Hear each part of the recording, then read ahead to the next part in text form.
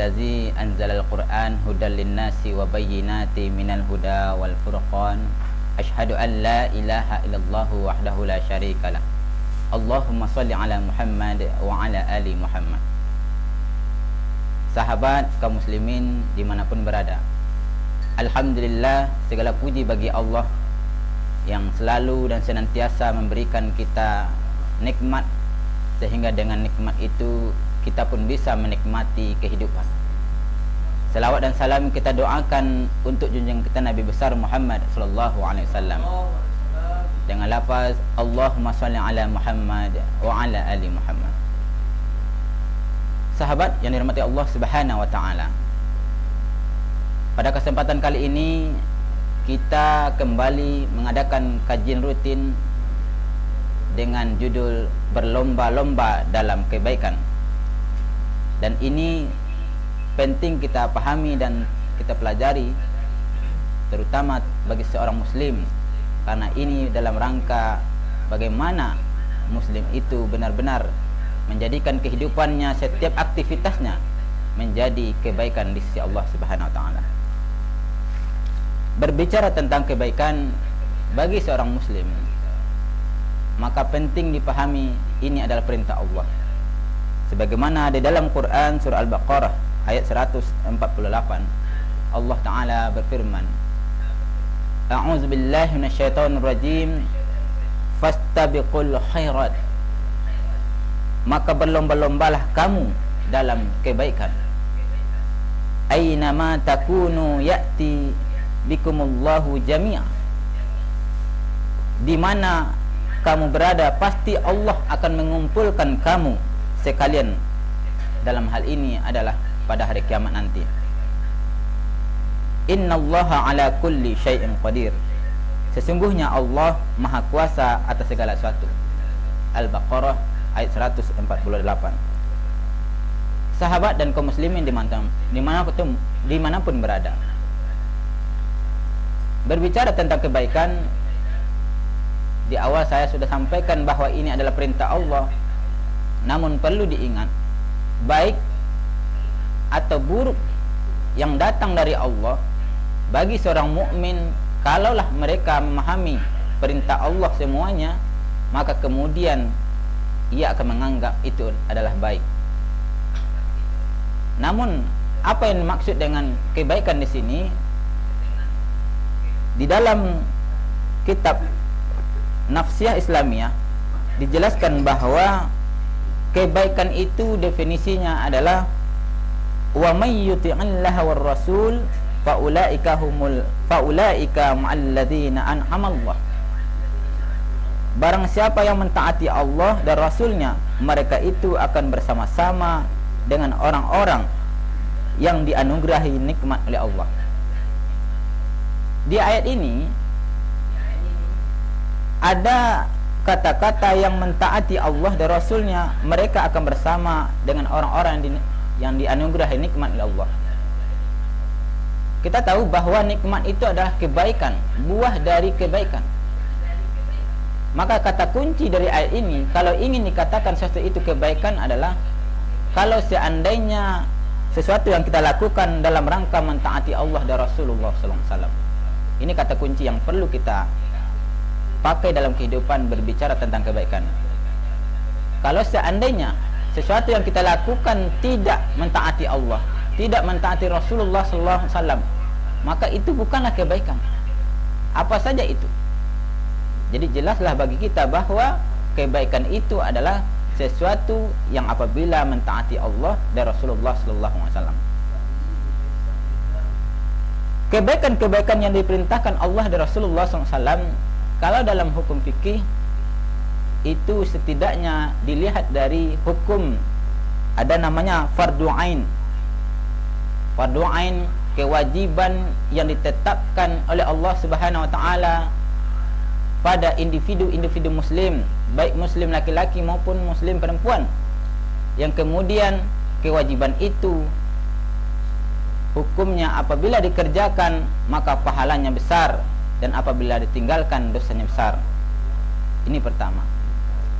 Yang kedua, ada yang disebut dengan fardu kifayah, yaitu kewajiban yang dipikulkan kepada seluruh kaum muslimin, yang kemudian apabila sebagian kaum muslimin atau beberapa kaum muslimin mengerjakannya, maka gugurlah kewajiban muslim yang lainnya. Ini berbicara tentang fardu atau wajib. Artinya apa? Bahwa kalau seandainya kita ingin menjadikan sesuatu itu kebaikan dalam pandangan Allah dan Rasulullah SAW, dan itu dalam rangka mentaati Allah dan Rasulullah SAW, maka perintah Allah berupa kewajiban tidak boleh tidak, kita harus melaksanakannya dalam kondisi apapun, dalam situasi apapun. Dan ini adalah bagian yang harus kita camkan dalam pemahaman seorang muslim. Ma'asyiral muslimin rahimakumullah. Yang kedua, ada yang disebut dengan ibadah yang sunnahkan. Dan inilah yang banyak di antara perintah-perintah Allah Subhanahu wa taala. Lalu apa hubungan di antara hukum Allah, yaitu yang wajib dan sunnah ini terkait dengan kebaikan? Saya ingin tekankan bahwa berbicara tentang berlomba-lomba dalam kebaikan, kalau perkara perintah wajib itu suatu yang biasa, karena wajib bagi tiap muslim. Itu wajar. Kalau seorang muslim mengerjakan kewajiban, itu biasa.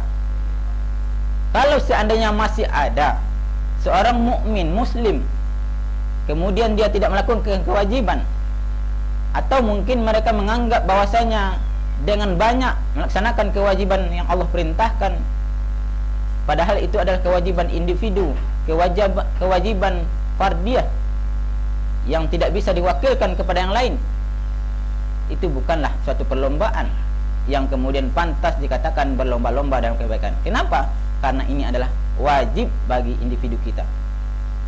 Namun yang pantas dikatakan berlomba-lomba dalam kebaikan itu adalah ketika berbicara ibadah yang sifatnya tambahan, nafilah, yaitu ibadah sunnah, di mana saat itu kaum muslimin tidak banyak melakukannya, di mana saat itu kaum muslimin tidak berupaya keras memaksimalkan kebaikan-kebaikan di ibadah nafilah tadi.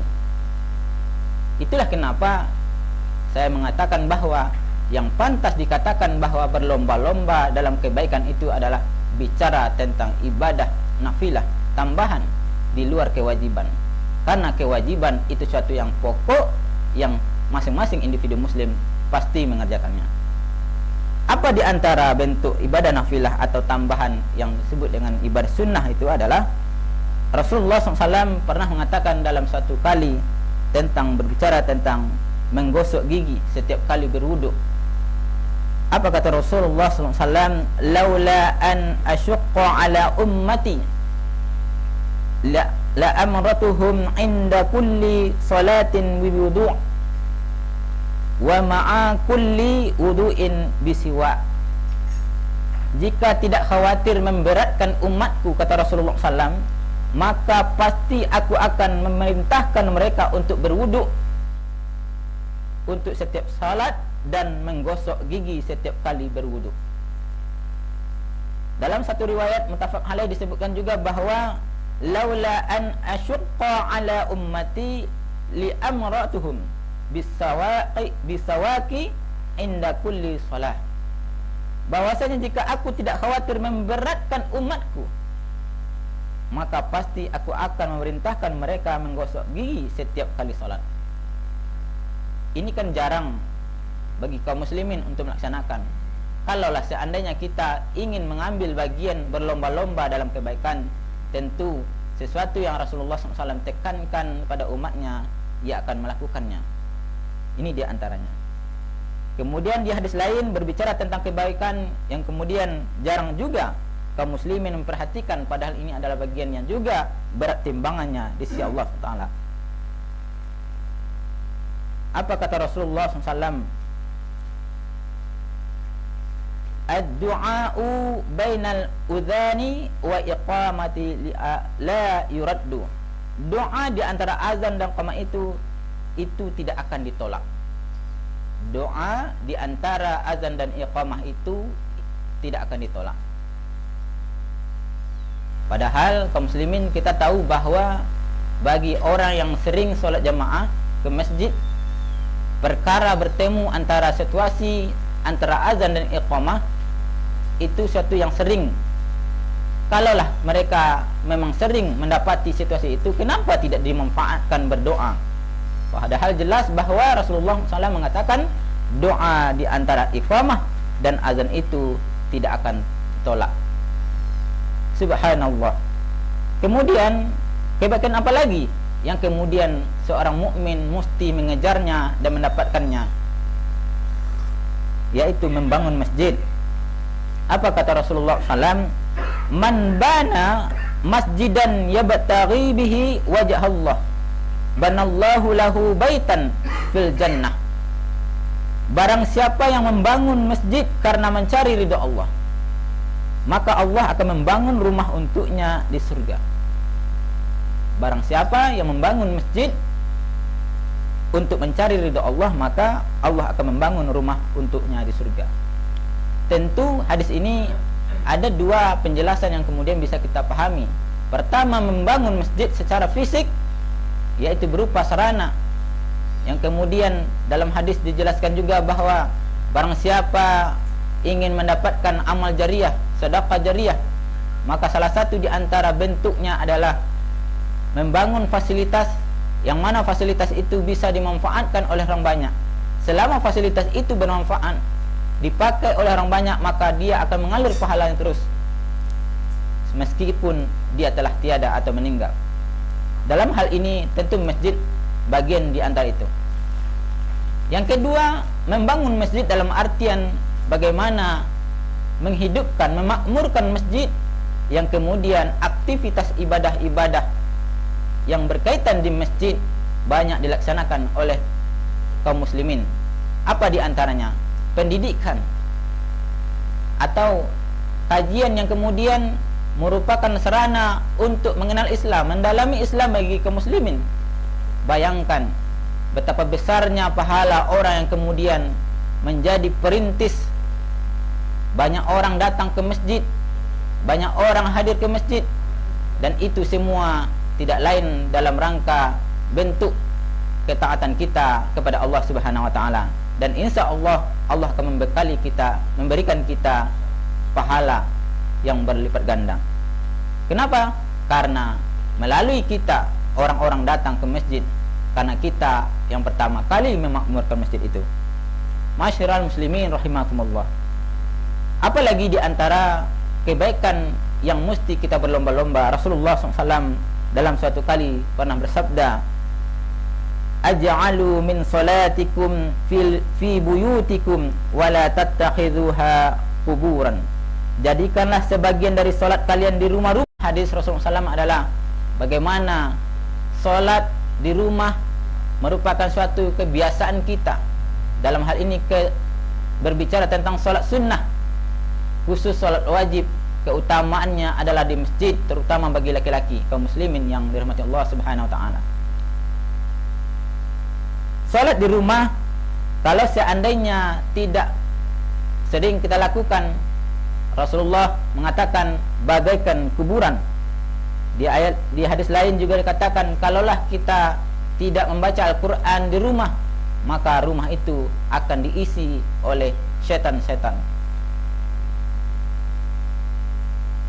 Masyarakat muslimin rahimakumullah. Apalagi di antara kebaikan yang mesti kita berlomba, Allah Ta'ala berfirman, tatajafa junubuhum anil madaji'. Lambung mereka jauh dari tempat tidurnya. Ini berbicara tentang salat malam. Orang yang salat malam, maka lambung mereka jauh dari tempat tidurnya. Dalam surat As-Sajdah ayat 16. Dalam surat Az-Zariyat ayat 17, Allah Ta'ala juga berfirman, kanu qalilan minal laili ma yahja'un. Mereka sedikit sekali tidur di waktu malam.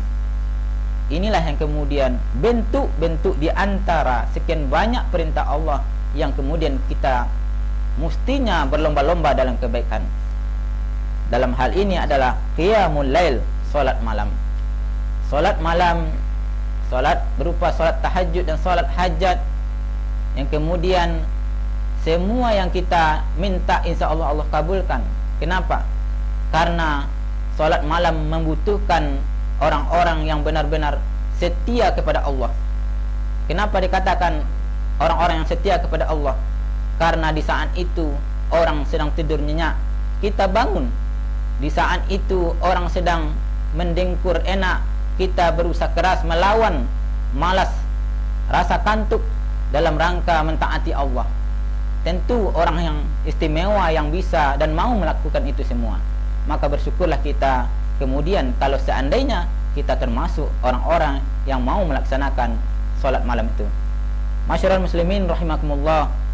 Demikianlah bentuk contoh-contoh dari kebaikan yang kemudian semoga kita termasuk orang-orang yang berlomba-lomba dalam kebaikan tersebut. Fa'tabiru liyaulil absar la'allakum turhamun. Wassalamualaikum warahmatullahi wabarakatuh. Waalaikumsalam.